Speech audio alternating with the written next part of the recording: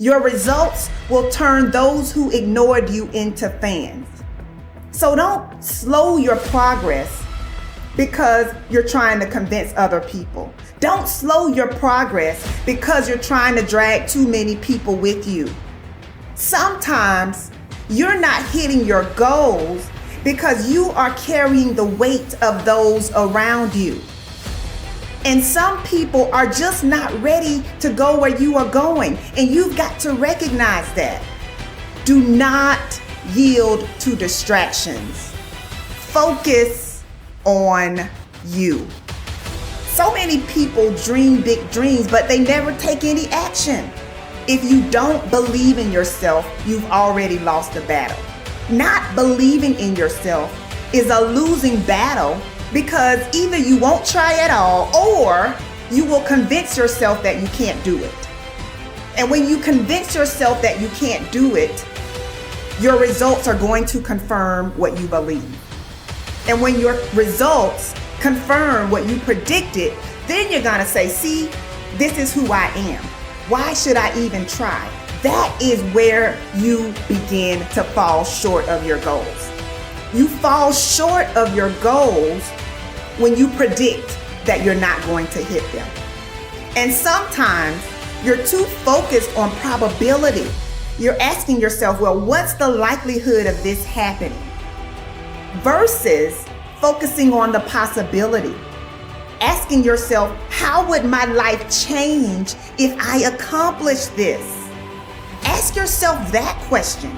And don't wait on approval from anyone outside of you. And don't feel bad because you feel like no one is cheering for you.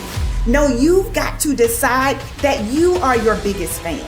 You've got to decide that you're gonna finish what you started if you don't have one person supporting you.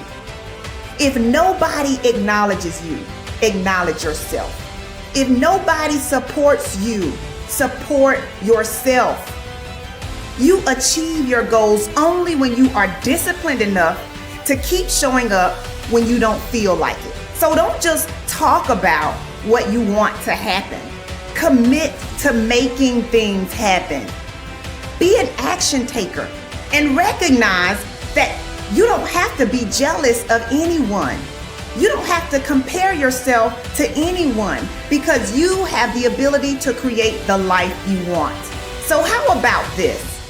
How about you try comparing yourself to the person you were 30 days ago? Over the last 30 days, have you learned and implemented something new? Are you mentally and emotionally stronger than you were 30 days ago?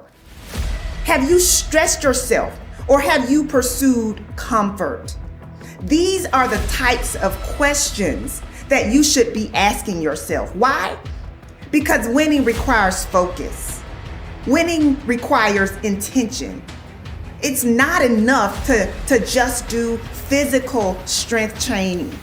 Physical strength training is not enough. You also have to train your mind to handle stressful situations. You also have to increase your capacity to handle rejection and disappointment. Why? Because when you train your mind to be strong, you are less likely to quit when you encounter resistance. So what do you believe about you? How do you talk to you about you? Take a moment to think about what you've been saying to yourself about yourself. The good news is that your mind will believe whatever you tell it. So make sure that you are speaking your desires and not your fears. You get to choose how your mind serves you. You get to choose whether or not you will pursue peace or toss and turn at night because you're not seeing the results that you desire to see. Everyone is given 24 hours per day. Some people are super productive while others are not productive at all. Some people set boundaries while others allow distractions to slow them down. If you only remember one thing that I shared, I want you to remember the importance of valuing every moment that you are gifted. For many years, I didn't realize how valuable my time was. In fact, during my battle with depression, I would use every free moment that I had to myself to cry. It could be while driving my car. It could be during my lunch break. I had literally developed a habit of using my free time as an opportunity to think about just how unfair my life was.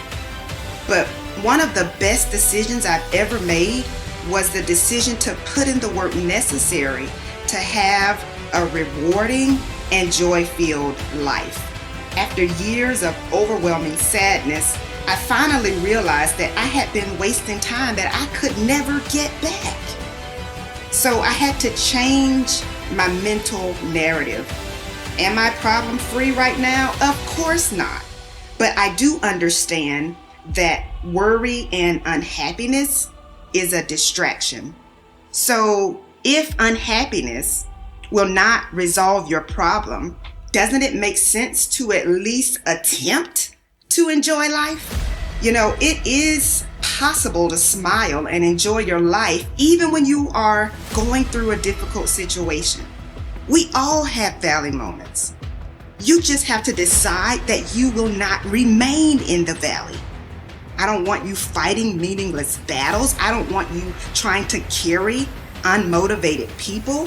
I want you to say, you know what? I'm going to do this despite what's going on around me. You've got to recognize that your now is valuable. You've got to recognize that your now is critical to your success. So I have one last question for you. How will you use the gift of now?